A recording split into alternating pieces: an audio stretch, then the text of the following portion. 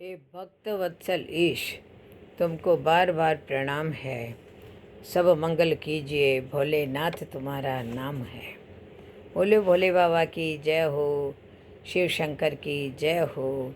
आज एकादशी है, एकादशी माता की जय हो। आज वैशाख मास के शुक्ल पक्ष की मोहिनी एकादशी की कथा। युधिष्ठिर बोले, हे जनार्दन, शुक्ल पक्ष की एकादशी का क्या नाम है, उसका क्या फल है, उसकी विधि क्या है, सो मुझसे कहिए। श्री कृष्ण बोले, हे धर्मनंदन, पहले रामचंद्र जी के पूछने पर जिस कथा को वशिष्ठ जी ने कहा, उस कथा को मैं कहता हूँ, आप सुनिए। श्री रामचंद्र जी बोले, हे भगवान, सब पाप और दुखों को दूर करने वाले सब व्रतों में श्रेष्ठ व्रत मैं सुनना चाहता हूँ। हे महामुने, सीता के वियोग के दुखों को मैं भोग चुका हूँ। इससे भयभीत होकर मैं आपसे पूछता हूँ। वशिष्ठ जी बोले, हे राम, तुमने अच्छा प्रश्न किया। तुम्हारी बुद्धि श्रद्धा युक्त है। तुम्हारा नाम लेने से ही मनुष्य पवित्र हो जाता है। तो भी संसार के हित के लिए पवित्र करने वाले व्रतों में उत्तम और पवित्र व्रत को मैं कहूँगा। हे राम, वैशाख शुक्ल पक्ष में जो एकादशी है, उसका नाम मोहिनी है। वह सब पापों को दूर करती है। मैं सत्य कहता हूँ, इसके व्रत के प्रभाव से प्राणी मोह जाल और पातकों के समूह से छूट जाता है। हे राम, इस कारण यह आप सरी के मनुष्यों के करने योग्य है। यह पापों को दूर करने वाली और दुखों को नष्ट करने वाली है। हे राम, इस शुभ कथा को एकाग्रचित्त से सुनो।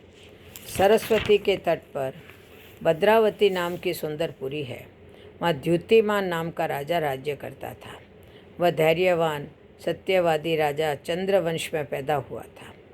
वह कर्म में प्रवृत्ति रखने वाला धन्यपाल के नाम से प्रसिद्ध था। प्याऊ, यज्ञशाला, तालाब, बगीचा आदि को बनवाता था। शांत स्वरूप और भगवान के भक्त उस वेश्य के समान द्युतिमान, मेधावी, सुकृत, दृष्ट बुद्धि नाम के 5 पुत्र थे। 5वां दृष्ट बुद्धि बड़ा पापी था। वेश्याओं से रमण तथा दुष्टों से वार्तालाप में कुशल था। जुआ आदि का उसको व्यसन था। पराई स्त्रियों से गमन करता था। देवता, अतिथि, वृद्ध, पितर और ब्राह्मणों आदि का पूजन नहीं करता था। वह अन्यायी और दुष्ट था।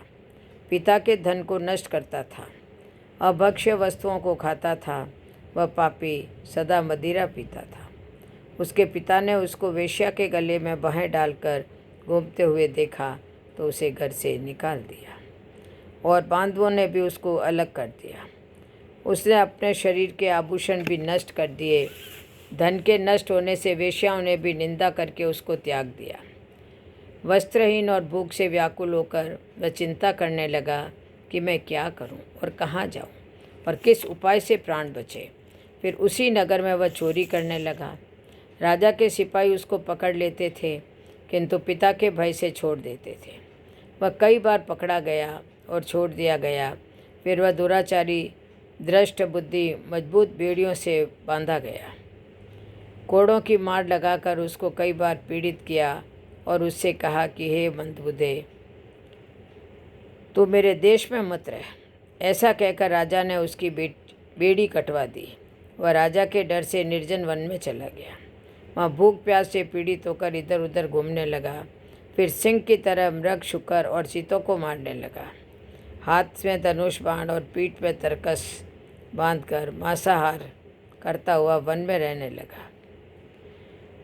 वन में विचरने के वाले पक्षी, पशु, चकोर, मोर, कंक, तीतर और मुश्कों को मारने लगा। इसके अतिरिक्त और जीवों को भी मारने लगा। निर्दय दृष्ट बुद्धि पूर्व जन्म के पापों से पाप रूपी कीचड़ में फंस गया। दुख शोक से युक्त होकर वह दिन रात चिंता करता था। कुछ पुण्य के उदय होने से वह कौंडिन्य ऋषि के आश्रम में गया। वैशाख के महीने में गंगा जी स्नान किए हुए तपस्वी कौंडिन्य मुनि के पास शोक से पीड़ित दृष्ट बुद्धि गया। उनके वस्त्र से गिरी हुई जल की बूंद के स्पर्श से उसके पाप दूर हो गए। दृष्ट बुद्धि प्रणाम करके बोला, हे ब्राह्मणा, ऐसा प्रायश्चित बताओ जिससे बिना यत्न किए जन्म भर के पापों का नाश हो जाए। धन मेरे पास नहीं है। ऋषि बोले, जिसके करने से तेरा पाप दूर हो उस उपाय को तू सावधान चित्त से सुन। वैशाख शुक्ल पक्ष में जो मोहिनी नाम की एकादशी का व्रत करते हैं वह मनुष्य के सुमेरु के समान पापों को नष्ट कर देती है। इसका उपवास करने से अनेक जन्मों के पाप दूर हो जाते हैं। मुनि के वचन को सुनकर दृष्ट बुद्धि मन में प्रसन्न हुआ और उसने विधि पूर्वक व्रत को किया। हे नृपश्रेष्ठ, इस व्रत के करने से उसके सब पाप दूर हो गए। फिर दिव्य शरीर धारण करके गरुड़ के ऊपर बैठकर विष्णु लोक को चला गया। फलाहार, इस दिन गौमूत्र का सगार लेना चाहिए। बोलो जय जय श्री कृष्ण, जय जय श्री राधे। एकादशी माता की जय हो।